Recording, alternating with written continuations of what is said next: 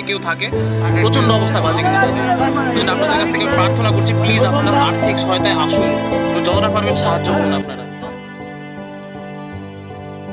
ঘরে থেকে, এসির ঘরে থেকে, খাওয়ার খেয়ে এবং বস্ত্র নিয়ে যারা থাকে তাদের কাছে সমস্ত কিছু সোজা, কিন্তু আজকে যে মানুষদের অবস্থা খারাপ আছে তাদের পাশে আমরা দাঁড়িয়েছি।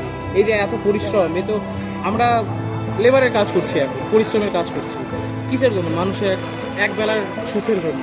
তাই আপনারা আসুন এবং প্লিজ কিছু না কিছু একটু সাহায্য করুন। আমরা এতটা কঠোরভাবে পরিশ্রম করছি, প্লিজ আপনারা আসুন।